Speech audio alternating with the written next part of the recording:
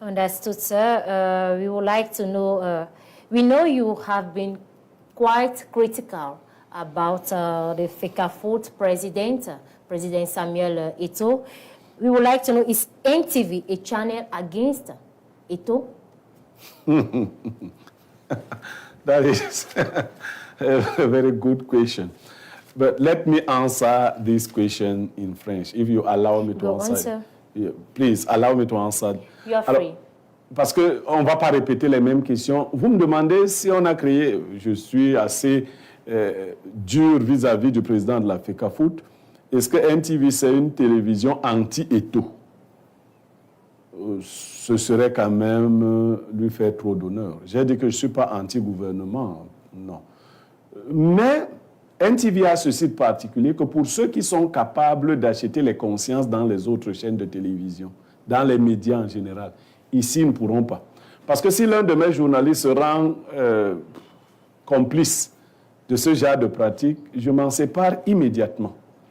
Je veux dire que si la Fecafoot améliore ses pratiques, nous allons la présenter comme une société, une entreprise qui se comporte bien. Si elle ne change pas, nous ne changerons pas. Bon, et nous, on n'a pas ce problème-là de savoir si les gens ont les bras longs, si les gens ont leurs parents présidents de la République. Nous, ça nous intéresse. Moi, ça ne m'intéresse pas. Ton père est président, toi-même, tu es président de la Fecafoot. Moi, je suis président de NTV. Nous sommes donc 3 présidents. Donc, chacun est président de son affaire.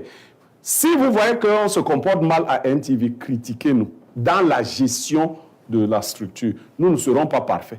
Mais nous allons continuer notre travail de veille médiatique. Voilà. Nous ne sommes pas contre un individu. Nous sommes contre tous ceux qui se rendront coupables de mauvaises pratiques en gestion. Donc, on ne peut pas prendre autant d'énergie, autant d'argent, autant de personnel pour aller combattre un individu. Bon, je ne dis pas qu'il a une quantité négligeable, non. Celui qui peut dire qu'Eto'o ne vaut rien dans ce pays fait de la niaiserie. C'est une grosse figure. D'ailleurs, lui-même a taquiné l'autre jour en disant que nous qui disons le combattre, nous l'aimons en cachette.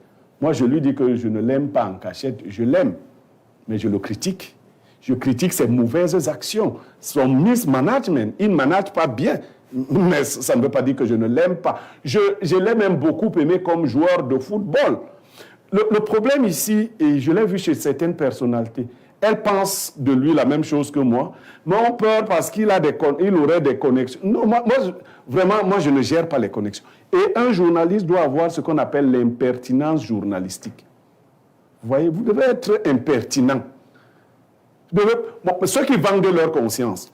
Je sors par là, j'ai vu un collègue qui a fait une sortie aujourd'hui dans une chaîne concurrente pour critiquer la gestion du président Samuel Eto'o. Pour ne pas le nommer Théophile Awana, j'ai écrit sous le texte de médiature, ce genre d'individu me désole. Parce que c'est le même qu'hier, parce que sa femme était à l'hôpital et allait voir Eto'o pour qu'Eto'o paie les factures de sa femme. Ça, quand vous êtes émasculé de la sorte, excusez-le, comment pouvez... Non, une fois il nous avait dit qu'Eto'o lui avait donné l'argent, ils étaient où... Non, vous ne pouvez pas... J'ai l'impression que ce genre de critiques, c'est les critiques des gens qui ne mangent plus auprès de lui. Mais nous sommes 2 ou 3 Camerounais que je connais, dont je connais la moralité, qui ne lui faisons pas de critiques parce que moi, il y a un journaliste camerounais, on se connaît, il sait, il est de ta région, de votre région. Il m'a contacté pour qu'on me donne, je lui ai dit que je n'en ai pas besoin. Je ne veux pas l'embarrasser. Il sait. Il m'a fait un appel. Il m'a d'abord écrit. Il me dit non, Eto'o voudrait contre. Je dis non. Eto'o n'a qu'à bien faire les choses et ça ira. Quand il va commencer à bien faire les choses, bon, mais pas les ballons d'or. Non, non, non. Faire fonctionner le championnat. Au lieu de vendre les illusions aux gens, faire ce qu'on dit qu'on fait, le bien faire, c'est tout. Faut arrêter. Et puis, ces petites choses, vous êtes les hiboux, vous êtes... Ben, vous voyez, je sors par là par une taquinerie. Lors des Ballons d'Or, j'ai suivi une jeune artiste, musicienne, docteur en médecine qui a dit Moi, je ne connais rien du football. La plupart de ceux qui étaient invités là-bas ne connaissent rien du football. Donc, ils étaient donc là-bas faire quoi? Là, on va dire que Niémégal... Non! Elle dit, et elle faisait partie des invités d'honneur. Moi, je ne comprends rien du football. Tu es venu faire quoi? Alors, et les footballeurs étaient... Non! Mais je vous dis, s'ils étaient 1000 personnes, il y avait plus de 900 qui ne comprennent rien au football. Ces personnes étaient là pour la gloire d'un homme. C'est pas bien. C'est la gloire du football qui devait être mise en avant. Et ça, c'est ce que je lui reproche. Mais je comprends aussi. Vous savez, je comprends. So back on NTV, you mentioned that there are certain conditions that have to be fulfilled for NTV to be available on Canal+. So is there any estimated period for that? 2 or 3 months. So in 2 or 3 months, NTV will be available on... Yes, by the grace of God. But we are doing our best to be elected or selected. Alors, Monsieur Niémé, vous avez dit que l'actionnariat est ouvert, c'est une très bonne chose. Mais pourquoi vous insistez beaucoup sur les questions? Parce qu'il y a des choses que je dois bien comprendre et que ceux qui nous regardent comprennent. J'ai une espèce d'inquiétude. En ouvrant votre actionnariat, allez-vous utiliser un filtre pour savoir qui vient acheter les actions chez vous?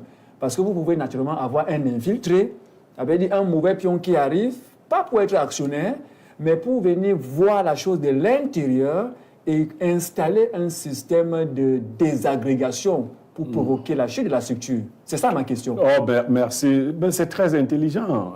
Vous m'excusez de vous apprécier. Ce n'est pas une évaluation, c'est une appréciation. Déjà, si vous voulez être actionnaire à NTV, vous devez lire la charte de NTV. Comprendre ce que NTV vise. Je veux dire que nous avons dit ici, la ligne éditoriale, si elle ne vous convient pas, vous ne pouvez pas être actionnaire, parce que vous ne viendrez pas ici modifier notre ligne éditoriale. Bon, à côté de ça, je suis un peu futé aussi. Hein. Je vous ai dit que j'étais l'actionnaire majoritaire, mais je ne vous ai pas dit à quel point. Je suis vraiment majoritaire.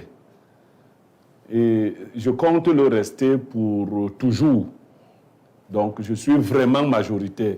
Les actions qui sont ouvertes ne touchent pas la majorité.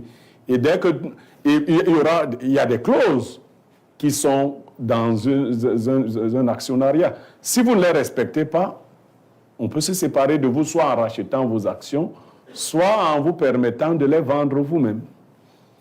Certaines de vos positions très tranchées ont fait que certains téléspectateurs vous taxent de provocateurs, d'aigris, parce que vous ne vous sentiez pas à la hauteur de certaines personnes que vous critiquiez. Que répondez-vous à tout cela? À la hauteur de quelle personne que je critiquais? Dans vos sorties, vous aviez des positions tranchées par rapport à telle ou telle situation? Non, aidez-moi à répondre. À la hauteur de quelle personne? Est-ce que je ne me compare pas déjà aux gens? Je vais prendre le cas du président d'Africa Foot parce que j'ai lu plusieurs fois sur le net. Des gens vous ont taxé d'aigri parce que vous n'étiez pas toujours d'accord avec sa façon de faire. Alors, mais c'est parce que les gens refusent simplement d'user de la matière grise. Je n'ai jamais discuté richesse avec Samuel Eto'o. Je n'ai pas l'argent de Samuel Eto'o. Samuel Eto'o a été payé en dizaines de millions d'euros et autres. Non. Je suis payé en CFA, je gagne mes petits trucs là en CFA. Non, je n'ai jamais parlé de cet aspect-là. Et puis, je n'ai pas pratiqué les mêmes activités. Même quand j'étais petit, j'ai joué au compte. Le ballon, on tape comme ça des 2 pieds. Je n'ai jamais joué au football. Donc, il n'y a pas de raison que on nous compare. Moi, j'ai fait beaucoup d'études. Lui, il n'en a pas fait beaucoup. Donc, moi, j'allais à l'école, lui, il allait au foot, et ainsi de suite. Et donc, vraiment, c'est des chantiers différents. Et je suis libre. Je vais vous dire que des proches à moi m'ont dit, ne parle plus de tel. Non. Soit vous êtes un homme public, vous êtes un homme de médias et vous évoquez toutes les questions sans parti pris, soit vous restez à la maison. Mon métier, c'est de parler des faits sociaux. Et je vais continuer à parler des faits sociaux. Et aujourd'hui, parce qu'on n'a pas de faits intéressants au Cameroun, on a rendu le football très intéressant. Moi, quand je grandissais, le football, c'était pour ceux qui avaient raté leur vie. Aucun parent ne rêvait d'avoir un enfant footballeur. Le football et la musique. Vous comprendrez d'ailleurs que quand un musicien ancien vous parle aujourd'hui, il vous dit « Mes parents ne voulaient pas que je fasse de la musique. » Je vous prends quelqu'un comme Bendeka. Bendeka est ingénieur en mécanique. OK? Je vous prends quelqu'un comme Joseph-Antoine Bell. Joseph-Antoine Bell est Bac plus 5. Mais ils sont combien? Jules Denis Onana est docteur. Ils sont combien? Beaucoup d'autres ne savent même. Il y a des gars là qui ont brillé. On écrivait son nom, on montrait que ça c'est quoi? Ils voyaient que des dessins. Donc, nous, le football, la musique, c'est pas... Il y a eu inversion de valeur aujourd'hui, au point où les enfants réussissent au concours de Polytechnique, on les enlève pour les envoyer dans les écoles de football. C'est le cours de l'histoire. Les choses n'étaient pas ainsi. Donc, si à mon époque, le football était une valeur, peut-être que je me serais intéressé au football pour discuter avec le président de la FECAFOOT, qui est de ma génération. Je dis bien qui est de ma génération parce que nous sommes même nés dans le même quartier. Et si on va dans ce quartier-là, on peut même dire qui est l'aîné. Vous voyez? Donc, les gens voient des choses. Donc, nous sommes en Vogada. Descendre pour Belbar. Voilà la réalité. Mais moi, j'allais à l'école. Moi, ce qui m'intéressait, c'était l'école. Et je ne regrette pas d'avoir fait de bonnes études. Et ceux qui vous disent que l'école ne sert à rien mentent. Parce qu'au fond, vous savez, celui qui n'a pas fait d'études se comporte à l'égard de ceux qui ont fait les études comme une jeune fille qui a perdu sa virginité. Elle veut montrer aux autres jeunes filles que non, mais en fait, elle envie votre virginité. L'école sera toujours la chose la plus importante dans la vie d'un être humain. Elle vous humanise même. Sinon, vous êtes un petit animal. Les Douala disent Nyamabeidi, c'est-à-dire un animal de brousse. Vous voyez? Un animal non domestique, sauvage. Donc, l'école, c'est bien. Il faut l'avoir faite. Il faut l'avoir faite. Même si vous n'avez pas d'argent, je vous assure, vous êtes différent. Donc, celui qui n'a pas fait d'école du tout est un danger pour lui-même. Avant d'être un danger pour les autres. Parce que c'est un peu comme un animal qui a grandi en brousse. Et donc, et aucun individu ne vous dira qu'il est content de n'avoir pas fait l'école. C'est faux. Ma grand-mère, Ngonkendeksara, Madame Niemek, disait souvent que son maître de l'école primaire lui avait dit « Tu pouvais être intelligente, mais tu as suivi ton père dans la chasse des animaux de brousse. Le jour où ton égal te parlera français, tu penseras à moi. » Donc, elle l'a regretté toute sa vie. Maintenant, l'intelligence humaine se développe dans beaucoup d'autres activités, qui sont aussi des activités studieuses. Il y a des gens qui ont développé des génies particuliers en beaucoup d'autres domaines. OK? On apprécie. Mais il ne faut pas que ces gens-là viennent narguer les gens qui ont fait l'école pour leur dire que l'école est la meilleure des choses au monde. Et Victor Hugo disait, l'école est sanctuaire autant que l'église.